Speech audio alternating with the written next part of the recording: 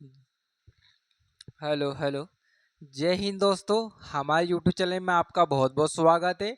आज हम लेके आए हैं एसएससी जीडी 2026 के एग्जाम एनालिस्ट 9 मई सेकेंड शिफ्ट के एनालिस है ये। और ये क्वेश्चन आए थे, आइए आपको बताता हूँ मैं। ये एसएससी जीडी में अपना एग्जाम एनालिस है। ये अपने जीके के क्वेश्चन है और ये अपने मैथ के भी मैं क्वेश्चन एनालिस लेके आया हूँ।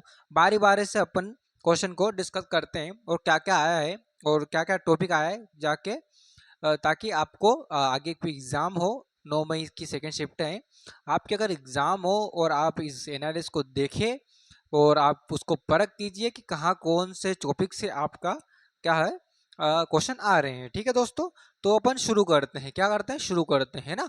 शुरू करते हैं। तो पहला ही क्वेश्चन आया था हमारे पास, क्या आया था जीके में। पहला क्वेश्चन आया था, भारत में हरित क्रांति का फसल सबसे ज्यादा सर्वाधिक कहाँ देखा था। मतलब देखा था, मतलब क्या देखा था आपने। चावल देखा था, गेहूं देखा था, मतलब आपने क्या देखा था जो सर्वाधिक फसल उत्पादन हुआ था, कहाँ हुआ था, क्या हुआ था, सर्वाधिक देखा गया था, क्या देखा गया था। वो अपने पास गेहूं और चावल उत्पादन सबसे ज्यादा हरित क्रांति में गेहूं और चावल के ही उत्पादन होते हैं। ठीक है दोस्तों, तो हम सेकंड क्वेश्चन करते हैं।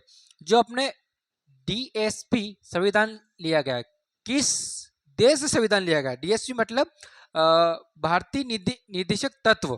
क्या निदेशक तत्व किससे लिया गया है। ये दोस्तों आयरलैंड से लिया गया है। कहां से लिया गया है, आयरलैंड से लिया गया है। ठीक है।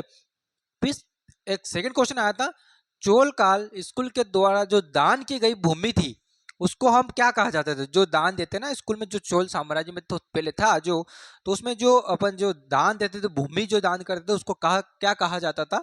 उसमें क्या कहा जाता था, उसको कहा जाता था सोला शाला भोग कहा जाता था। क्या कहा जाता था, शाला भोग शाला भोग कहा जाता था। ठीक है दोस्तों, ये आपको समझ में आ रहा है।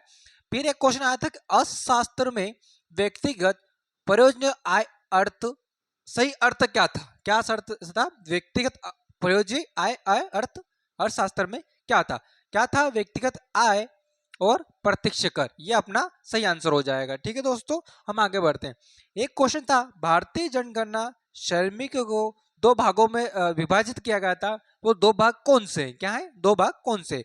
एक तो मुख्य हो गया और एक सीमांत हो गया। क्या हो गया, एक मुख्य हो गया और एक सीमांत हो गया। ठीक है, इस तरह हम आगे बढ़ते हैं। नेक्स्ट क्वेश्चन से, मानव मस्तिष्क जो सोचने और सोचने में जिम्मेदार है, उसको हम कौन से नाम से जानते हैं। उसको हम सेरिब्रम से जानते हैं। सेरिब्रम से भी एक, मतलब सेरिब्रम किस में आता है, सेरिब्रम प्रमस्तिष्क में आता है। ठीक है, आपको जो सेकंड मई थी 9 मई की, जिसने भी यहाँ शायद सेरिब्रम आया है, हमने बच्चों से पूछा तो दोनों का ही लोग मतलब बता रहे हैं दोनों को, तो मैंने दोनों ही आपको बता दिए। ठीक है, आप देखिए सेरिब्रम ही प्रमस्तिष्क में आता है। ठीक है दोस्तों, आगे बढ़ते हैं।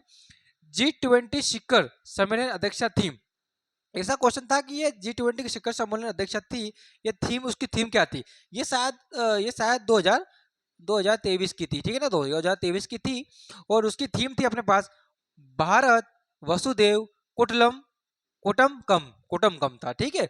फिर एक क्वेश्चन था, एमपी में होली के अवसर पर मनाने वाला उत्सव जो मध्य प्रदेश में होली के त्योहार पर जो मनाया जाता है, उसको हम कौन सा उत्सव कहा जाता है। उसको हम भगोरिया कहा जाता है। उसको क्या कहा जाता है, उसको हम भगोरिया के उत्सव के नाम से जानते हैं। ठीक है, आगे बढ़ते हैं।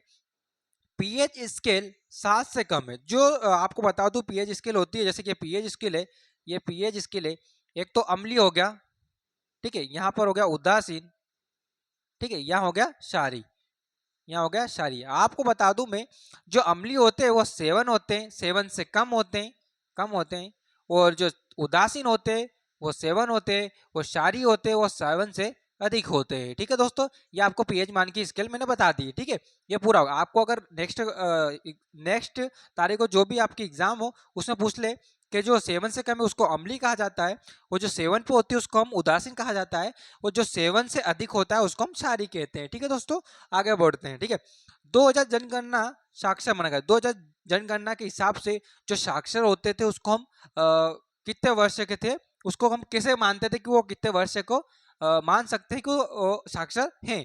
तो जो 2000 गणना के हिसाब से वो 7 वर्ष से जो अधिक होगा उसको ही 2011 की जनगणना से हिसाब से साक्षर माना जाएगा। ठीक है दोस्तों, ये अपने जीके के क्वेश्चन थे और जीके के क्वेश्चन भी थे और टॉपिक थे। इसी टॉपिक से एसएससी जीडी 2026 के एग्जाम में आ रहे, तो आपको इस क्वेश्चन को आपको इस टॉपिक को कर लेना है, ठीक है, ये सारे टॉपिक को। ठीक है, हम आगे बढ़ते हैं और हम मैथ में भी अपन लाए हैं। मैथ में क्या क्या क्वेश्चन आए थे, देखो मैथ में बोर्ड मार्क्स से 4 से 3 क्वेश्चन आए थे बच्चों के हिसाब से। प्रॉफिट लॉस में 2 क्वेश्चन आए थे अपने, ठीक है। बोट और स्टीम नाव ओ में से एक क्वेश्चन आया था, और एक मेंसुरेशन आयत से शायद एक क्वेश्चन आया था, ठीक है। एलसीएम और एचसीएफ, एलसीएम एचसीएफ बहुत ही इंपॉर्टेंट क्वेश्चन रहता है, आपके एग्जाम हो तो ये एलसीएम एचसीएम जरूर कर जाता है। इसके 2 क्वेश्चन बताए बच्चों ने, ठीक है। औसत से 2 क्वेश्चन थे अपने पास, वर्गमूल से 1 क्वेश्चन था अपने पास, और ट्रेन से 1 क्वेश्चन था।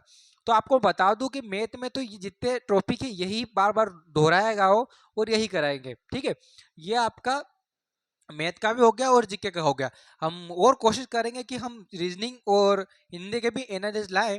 और ये 9 मई 2 मई का एनालिसिस है दोस्तों। आपको कैसा लगा ये, आपको ये कैसे लगे ये एनालिसिस, आप इसको अच्छी तरह से एग्जाम में आपने जो पढ़ा है ये आया, आपने जो पढ़ा है या आया भी नहीं है आया एग्जाम में, ये आप जरूर देख लिए। अगर आपने नहीं पढ़ा है और आपकी एग्जाम डेट बहुत आगे है थोड़ी सी, तो आप इस टॉपिक को कर लीजिए। क्या करना है आपने को, इस टॉपिक को आराम से पढ़ लेना है और अपने एग्जाम को अच्छे जीके में और मैथ में अच्छे नंबर लाने की कोशिश करेंगे अपन, ठीक है दोस्तों। और आपको कैसे लगी है वीडियो एनालिसिस की, अगर आपको एनालिसिस की वीडियो चाहिए तो हमें कमेंट करना और कमेंट, ताकि हम एनालिसिस की वीडियो लाएं। और हमारे अगर आप नए हो तो हमारे चैनल को सब्सक्राइब कीजिए, ताकि हमें भी थोड़ा सपोर्ट मिले और हमको अच्छा लगे कि आप सब्सक्राइब करोगे। तो ठीक है दोस्तों, हम आपसे विदा लेते हैं। और आपको ये क्लास लगी है, कैसी लगी है, कमेंट बॉक्स में जरूर बताना।